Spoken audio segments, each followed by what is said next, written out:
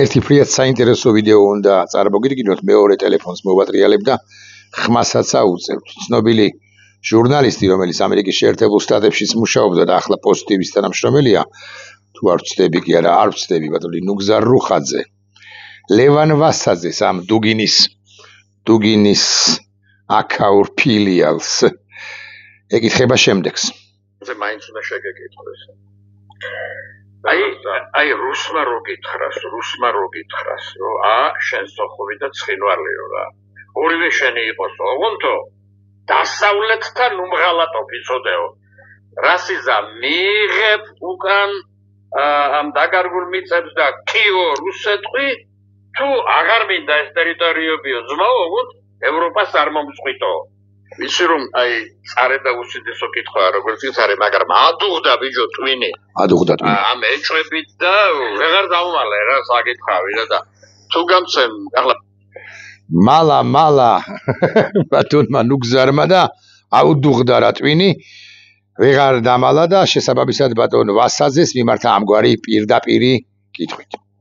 ვასაძე რასაც პასუხობს, მეორე იერუსალიმს ახსენებს, მესამე რომს ახსენებს, ამბობს ამგვარ რამეს, რომ შემიძლია მოგასმენინოთ კიდეც, რომ საქართველო უფროსი ძმაა რუსეთისო.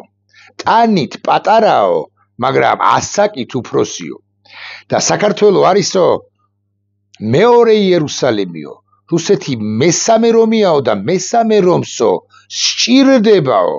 მეორე იერუსალიმი რამდენადაც ის, ანუ მეორე იერუსალიმი არის უფროსი ძმაო. და თუ ჩვენ ძმები ვართო, სათხოვარი არც არაფერი არ მაქვს, მაინც დაბრუნდება, რომ იცოდეთ აფხაზეთი და ცხინვალის რეგიონი და საქართველოში და კი არ უნდა ვთხოვოთო, მაგრამ ჩვენ მეორე მხრივ უნდა გქონდეს ძმური, აი ნამდვილად ძმური ურთიერთობაო.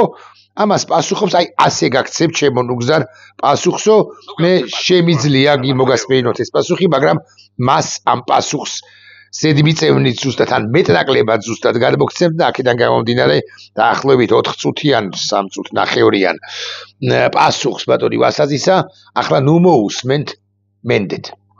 ეს კითხვა ბატონი რუხაზისა თავისთავად ცხადია, საინტერესოა და თავისთავად ცხადია და ვიყოთ გულახდილნი, ბევრ ჩვენგანს დაუსვამს შესაძლოა არა ასე მძაფრად, ან არა ასე აქცენტირებულად, ან არა ასეთი განცდებით, ან ვითომ განცდებით, როგორი ვითომ განცდებითაც დასვა ეს კითხვა ბატონმა ნუგზარმა რუხაძემ, მაგრამ ჩვენსავე სამზარეულოებში, სამეგობროში, ახლობლებში, ბევრ ჩვენგანს ყოველ შემთხვევაში უკითხავს, მოდი ცოტა უფრო გავამარტიებ, რუსეთმა რომ დაგვიბრუნოს ჩვენ აფხაზეთი და ცხინვალის რეგიონი და გვითხრას პირობად რომ წამოგვიყენოს, რომ ჩვენ არ უნდა შევუერთდეთ ევროკავშირს, ასე მაგალითად ან ნატოს, მოკლედ არ ვიყოთ დასავლური ცივილიზაციის ნაწილი, რას ვიზამდით და ბევრ ჩვენგანს, მე არა, ბევრს ჩვენი გუნდიდან, ჩვენი დიდი გილდიიდან ან გუნდიდან ან ჯგუფიდან გაუცია პასუხი, რომ ხო, იცი რა არის? თუ რუსეთი გვიბრუნებს აპრიორი, მეტი რაღა გვინდა, ტერიტორიული ერთიანობა უზრუნველყოფილია, რუსეთი არ გვესხმის თავს, რუსეთი უზრუნველყოფს ჩვენთან განვითარებასაც, არ ვიცი ამას ამბობენ თუ არა, მშვიდობას ყოველ შემთხვევაში, მოგვარდა პრობლემა და დავასრულეთ, დავწყდარდეთ, დამშვიდდეთ და ევროპასაც სტირებია, დასავლეთსაც სტირებია დედა. მე ამგვარი პასუხი არ გამიცია თქვენ როგორ უყურებთ. აი კომენტარებში გთხოვთ, დაწეროთ თქვენეული პასუხი. მე არ გამიცია ამგვარი პასუხი 1 ან 2 ან 7 ან 15 ან 215 არგუმენტით 215-ვე ცხადია არ ჩამოვთვლი ახლა, ამდენიმეზე კი გავამახვილებ ყურადღებას. პირველ ყოვლისა, ჩვენ უნდა გვახსოვდეს და უნდა ვიცოდეთ, რომ რუსეთი ამას ვკარნახობს ჩვენივე ისტორიული მეხსიერება, ისტორიული გამოცდილება, შემიძლია უკვე ბევრჯერ ამ ბოლო დღეებში ხსენებული გეორგიევსკის ტრაქტატიც ვახსენო, 1801 წლის ამბავიც ვახსენო, მთელი მე-19 საუკუნეც ვახსენო, 1920 წლის 1918 წლის დამოუკიდებლობის აქტი, 1920 წლის 7 მაისის საქართველოს რუსეთის შეთანხმებაც ვახსენო და უახლეს ისტორიაში ვახსენო ბრძენი, არა, დიპლომატიაში ბრძენი, ან ბრძენად წოდებული ედუარდ შევარდაძე, რომელმაც გააფორმა ღმერთმა უწყის რამდენი შეთანხმება სოხუმში, დაგომისში, მოსკოვში, სხვაგან რუსეთთან და ჩამოართვა ხელი იმხანად რუსეთის მაშინდელ ლიბერალად წოდებულ პრეზიდენტ ელცინს, რომ ომი რუსეთსა და საქართველოს შორის შეწყდებოდა და რუსეთი არ განაგრძობდა დაბომბვას ჩვენი ტერიტორიებისა, აფხაზეთისა, არ განაგრძობდა ჩვენთვის წართმევა წაღლეტვას აფხაზეთისა, მაგრამ ხელმოწერის დღიდან რამდენიმე ხანში აფხაზის სეპარატისტების გამოყენების გარეშე რუსეთმა პირობები რასაკვირველია დაარღვია და ახლა ვიკითხოთ, რა სხვაობა, როგორ ფიქრობთ, უკეთეს ბჭყალებში, ანუ ბჭყალებოდ ელცინსა და უარეს და თანხმდებით, რომ უარესია პუტინს შორის.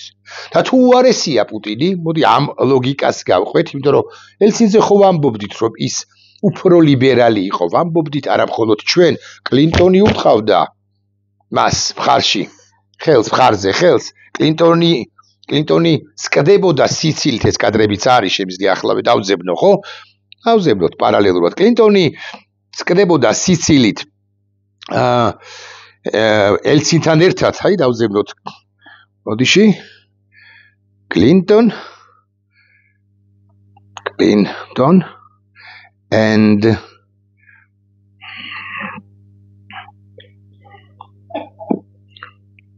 აი, ნახეთ. გამოდიან პრეზიდენტები.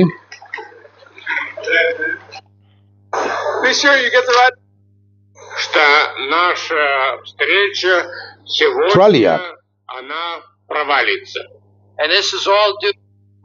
Так вот, не первый раз я вам говорю, что вы провалились.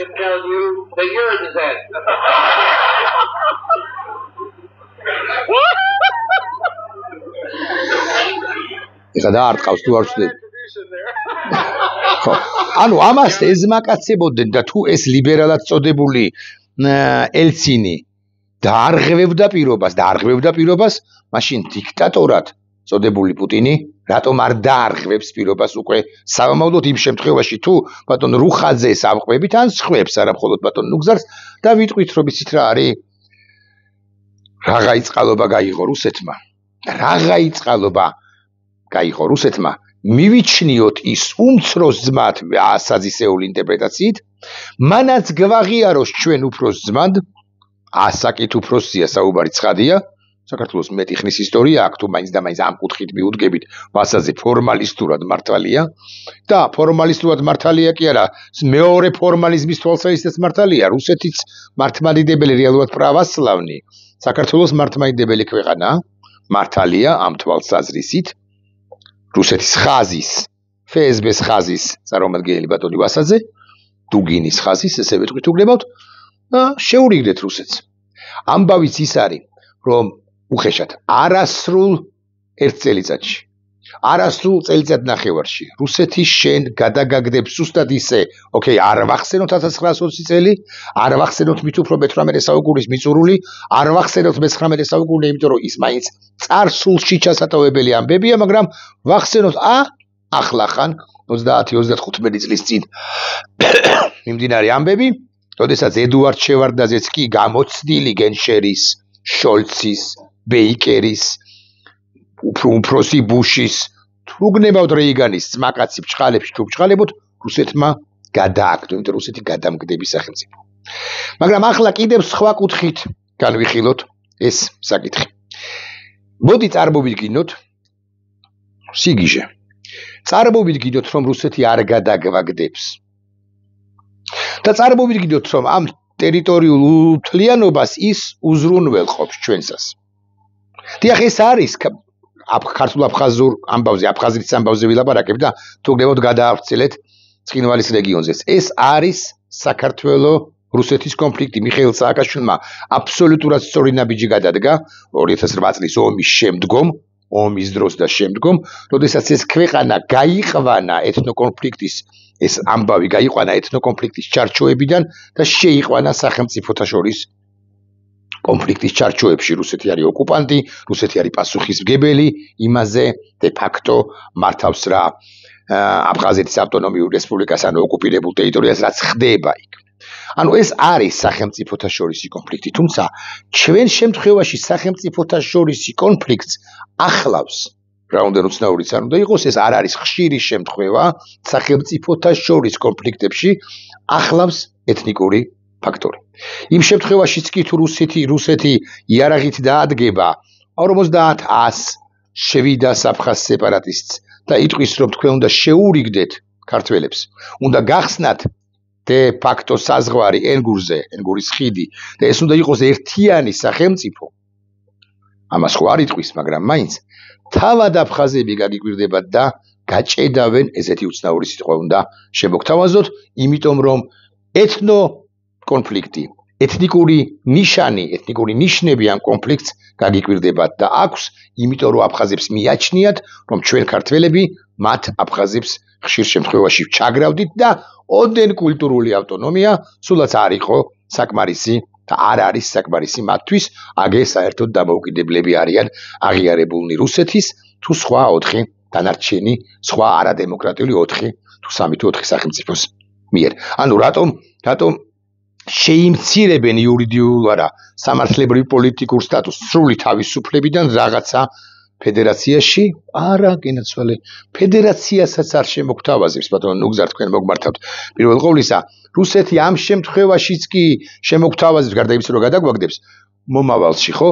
თქვათ წავყვეთ თქვენს ლოგიკას და უარი თქვით ნატო ევროკავშირზე, კონფედერაციას შემოგთავაზებს, რომ იცოდეთ მაინც და ამ კონფედერაციის სუბიექტს აფხაზეთს და ცხინვალის რეგიონს, იმიტომ რომ კონფედერაცია ერთზე მეტი სუბიექტისაგან შემდგარ თანაბარ უფლებიან წარმონაქმნთა ერთობაა.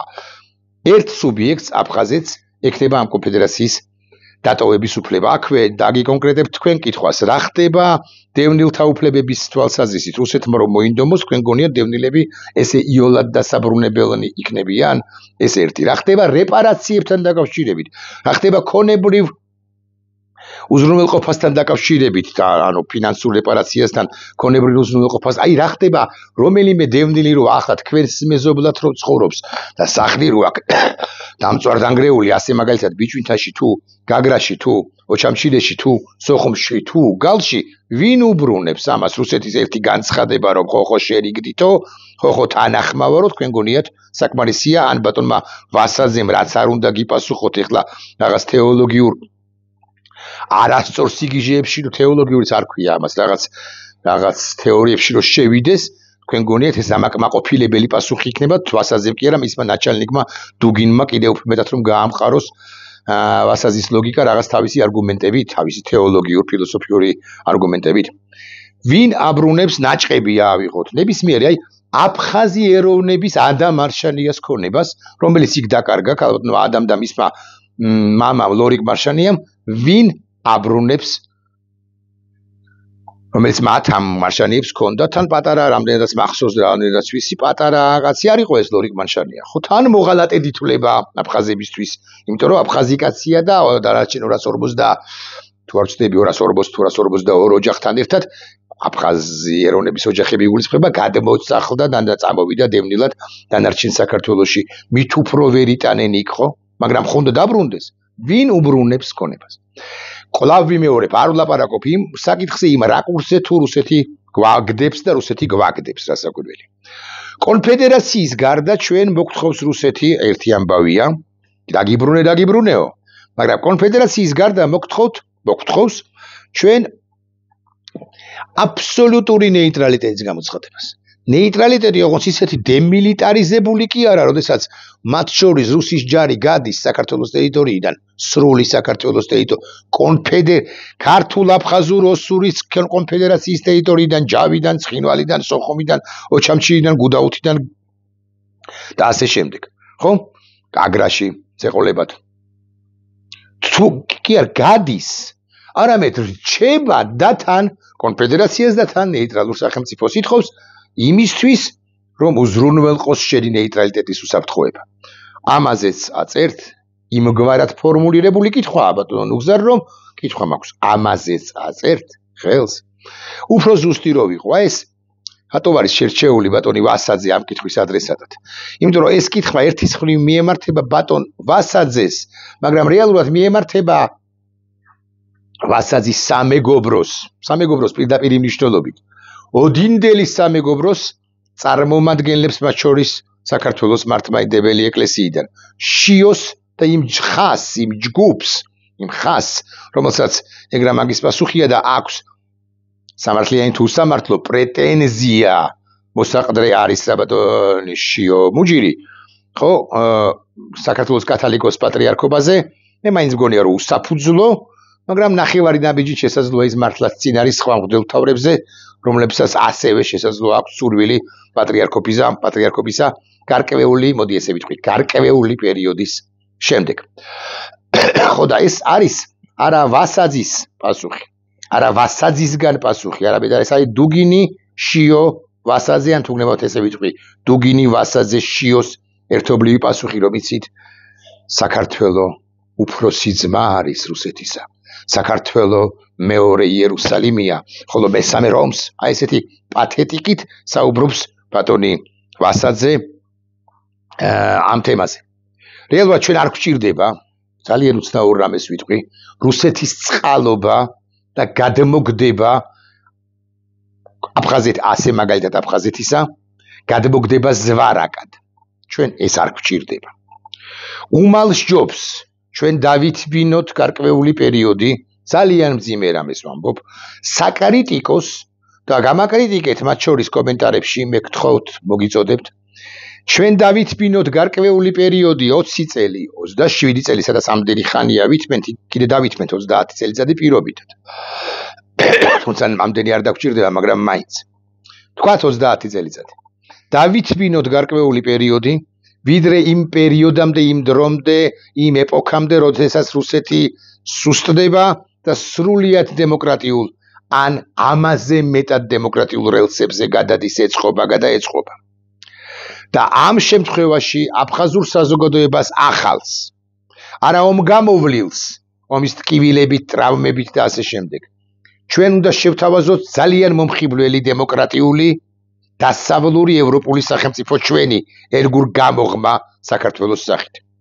ეს ქვეყანა ერგურ გამოღმა უნდა ყვაოდეს თელ სანაპიროზე აფხაზეთი ანაკლიიდან ვიდრე სარფამდე უნდა ყვაოდეს გურია, სამეგრელო, ყველა ის სივრცე, რომელიც ერთგვარად ან ნაწილობრივ ემიჯნება, ესაზღვრება რეგიონი, ხო? აფხაზეთს და საერთოდ ამ შავი ზღვისპირეთს, საქართველოს შავი ზღვისპირეთს. უნდა ყვაოდეს აჭარა და აფხაზური საზოგადოება 30 წლის შემდეგ მაშინ მიხვდება, რომ აი იმ ბოდიში არ მინდა სუდი სიტყვა ვთქვა ხალხზე, არ ვიტყვი, მაგრამ ის ღორულ ხელისუფლებიანი, ღორი ხელისუფლება რო ხავს, ის რუსეთი მისი მშველელი გადამრჩენელი არ არის. რაღაც ამორფულ, არავის მიერ აღიარებულ დამოუკიდებლობას კი აძლევს, პირდება და ეუბნება, რომ დამოუკიდებელი აღიარებული ხარ ჩემს მიერ და კიდევ ასე მაგალითად ვენესუელის მიერო, ხო? ან ნაურუს მიერო, ან სირიის მიერო. თუმცა ესეც საკითხავია, სირიასთან აუცილებელი იყო ახლავე ურთიერთობის დაწყება, მაგრამ ეს არ აღიარების თაობაზე, მაგრამ ეს სხვა თემაა, ხა ესეთი რაც დაიწყება, ეს ქართულ-რუსული ხელისუფლება ოცნება, ხო? და ჯობს რომ 20-30 წელი დავითბინოთ და ისინი აქეთ მოვლენ და ჩვენ მართლა აღმოვხვრით კონფლიქტს. მე შეიძლება სხვათა შორის შესთავაზო არა მაინც და მაინც კონფედერაცია, არამედ ძალიან ბევრი შეღავათი, მაგალითად თავისუფალი ეკონომიკური ზონა, მაგალითად არჩეული ადგილობრივი თვითმმართველები, რომელშიც ეთნიკური ნიშნის ცხადი არ დააკომპლექტებთ, მაგრამ ამაზე მუშაობენ, ვერ დააკომპლექტებთ. მე უნდა ელაპარაკო, რომ სამართლიანობა ნიშნავს იმას, რომ ქართველებიც უნდა დაბრუნდნენ და აი ეს ქართველები, რომლებიც დაბრუნდებიან თქვენს მიმართ, ვენდეტით გამორჩეულნი კი არ იქნებიან, ვენდეტით აღსილნი, ვენდეტის სურვილი კი არ ექნებათ, არამედ ისინი შეგირიგდებიან დალაგდებით, როგორმე ეკონომიკური პროექტები დასავლეთის ინვესტიცია იქნება და ასე შემდეგ. მაგრამ რუსეთის პირობებით, რუსეთის წყალობით, რომ რუსეთმა ჩვენ ბოდიში აფხაზეთთან პირველ რიგში აფხაზეთთან გადმოგვიგდოს, ოღონდ იმ პერსპექტივით, რომ ევროკავშირში საბოლოოდ მოვაწეროთ ხელი, რომ ევროკავშირში არ შევდივარ და ნატოს დედაცვატირიო ამას ვამბობთ, ეს ნიშნავს ხარაკივს ქართული სახელმწიფოსთვის. და უმალს ჯობს მართლა 30-საც არ ვიტყვი ახლა, 100 წელიწადს ვიტყვი. აი ხა ვიციო დამაყრიან ქოქოლას. გულში მჯიხს რო ირტყავენ ის ქართველები, რომლებიც ამბობენ, რომ ხვალვე ვიქნებით ჩვენ სოხუმშიო. ვერ ვიქნებით ხვალვე სოხუმში. ხვალვე კი არა 10 წელიწადში თუ ვიქნებით, დიდი ბიჭობაა, აი წარმოუდგენელი ამბავია. თუ ეს თლად გულახდილები ვიქნებით. ხო და მე გთავაზობთ კი რა ვამბობ. რომ დავითფიროთ, კაი მართლა 100-ით შეიძლება ბევრი თქვი, ერთი საუკუნეა, ხო? დავითფიროთ კიდე 20-30 წელიწადი. ჩვენ მართლა შევიქნათ არა ევროპული პერსპექტივა, კანდიდატის სტატუსი და ასე შემდეგ, გადაიჭიმოს ეს ევროპა ლისაბონიდან ვიდრე თბილისამდე, ლაგოდეხამდე თუ საერთოდ ერევნამდე, ხო? და ამ სივრცეში უცილებლად მოხვდება აფხაზეთი, როგორც ჩვენი ნაწილი და მე უკვე ეკონომიკური თავისუფლება, თეზი, თავისუფალი ეკონომიკური ზონა, შეღავათიანი საგადახდო სისტემა, რაღაცა ერთობლივი გამოყენება, ერთობლივი სწორი გამოყენება ენგურხესის რესურსისა, ადგილობრივ ბიუჯეტში მეტი და მეტი წარმოდგენას ამხელა პოტენციალი აქვს აფხაზეთს, აფხაზეთის სანაპირო ზოლს და არა სხვათა შორის რუსი ტურისტების გამოისობით თუ წყალობით, არამედ რეალური პოტენციალი იმ ტურისტებისა, იმ ქვეყნებიდან, რომლებიც რუსებზე ბევრად მეცხარჯავენ, იცით რამდენს ხარჯავს თითო რუსი ტურისტი.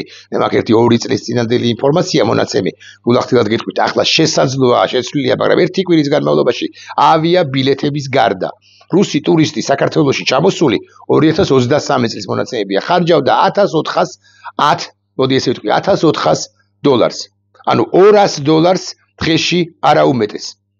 ბევრი გგონიათ? ძალიან ცოტაა. იმიტომ რომ ირანელიც კი, არაბიც კი, არ ვაკრინებ და ნაწილაკს რაღაც სკრინობით ფორმაში კი არ ვამბობ, ისინი ირანელები, ანუ მეტი ვინც არიან, სომხეთის წარმომადგენლებიც კი, ხარიბის სომხეთის წარმომადგენელი, ბევრად არა, ერთგვარად მე აღარ ლაპარაკობ ამერიკელს, რომლის დახარჯვის ხარჯის მოცულობა არ მინდა შემეშალოს, შედიოდა ერთი კვირის შეადგენდა ერთი კვირის განმავლობაში $4,200, მოდი ესე ვთქვათ. ანუ დაახლოებით 3-ჯერ მეც ხარჯავდა ამერიკელი და ხარჯავს დღეს. ხო და წარმოიდგინეთ, ხა აფხაზეთი რო გაივსება ამერიკელებით, ჩამომივარ და ისევ გავკრავ ხოლმე აი ამას ხელს და მივარდება. ბატონო გზარს თქვენი ბრალია. კითხვები უნდა დასვათ ადეკვატურად და CNN-ზე მუშაობა, ხო, ისო CNN-ზე მუშაობდით, ეს გავალადებულებთ მათ შორის ადეკვატური კითხვების დასმას, ხო? რაც შეეხება ბატონო ვასაძეს, რა უნდა გითხრათ მეგობრებო? რა უფროსი ძმა ასაკით, რა უმცროსი ძმა ასაკით, რა დიდი ძმა ის როგორც დიდრონი ტანით, რა პატარა ძმა. სამართლიანობა არის სამართლიანობა. მარტივია, რუსეთი არის ოკუპანტი ყველა იმ ქვეყნისა, რომლის თავისუფლებას ის ზღუდავს. ფინეთის ოკუპანტი არ არის? აი, ოდესმე, როდესაც თუ უფრო ზუსტი რო ვიყო, ყველაფერი კარგად წავა, საუკეთესოდ წავა, მე არც იმას არ გამოვრიცხავ, რომ ფინეთმა მოითხოვოს ის 30-იან წლებში რუსეთის მიერ ოკუპირებული ტერიტორიები. და ეკუთვნის კიდეც იაპონიის ოკუპანტი არ არის? გავანებოთ ახლა თავი ორ სახელმწიფოს, იაპონიას და ფინეთს. ჩეჩნეთის იჩქერიის ოკუპანტი არ არის? მე მაინც და მაინც იმას არ წინასწარ მეტყველებ, რაც უნდა და სულცხონებულ ჯოხარ დუდაევს უდიდეს შვილს კავკასიისა, უდიდეს მოაზროვნეს. არ წინასწარ მეტყველებ, რომ იქ ოდესმე შეიძლება კადიროვის საწინააღმდეგოდ კი შეიძლება, მაგრამ ისე შეიძლება, რომ ჩეჩნეთი იქნება თავისუფალი რუსეთის ფედერაციისაგან, მაგრამ არ არის, რაც არ უნდა მაღალსართულიანი შენობები ჩაეშენებინა გროზნოს ცენტრში რუსეთის ფედერაციას და მის იქაურ წარმომადგენლობას კადიროვის სახით. არ არის. ამიტომ მე უბრუნდები რა პირველ თემას. რუსეთი დაინგრევა. არა, მაინც და მაინც დაინგრევაში ხა მარტივმარბավորება დაინგრევას არ გულისხმობ. რუსეთის იმპერიულობა დაინგრევა ადრე, საშუალოვადიან პერსპექტივაში ან გვიან. შესაბამისად, ჩვენ თუ რამ პრობლემა იქნება, გარკვეული აბსოლუტურად სწორი სახელმწიფოებრივი ქმედებებსაც ჩავატარებთ ყველანი აფხაზეთში, ყველანი და თუ არ იქნება არანაირი პრობლემა და წინააღმდეგობა, გასაკვირველია ჩვენ ისე რომ არავის ღირსება არ იქნება შელახული აფხაზურ საზოგადოებაში, ჩვენ გავუწვით აფხაზებს ხელს და ვიტყვით რომ ეს არის ერთიანი სახელმწიფო, ფედერაცია და დანარჩენი ყველაფერი არის მოგვარებადი. ეს ფედერაცია კი არის ნატოს კოლგის და ევროკავშირის კოლგის ქვეშ. ეს უნდა ვიცოდეთ და ნაკლებად უნდა უსმინოთ დუგინი, ვასაძე, მეუფეშიოს და მომიდევეთ ბატონო ნუგზარ, თქვენს უნდა გაგრიოთ ამ ჯგუფში. ნახვამდის.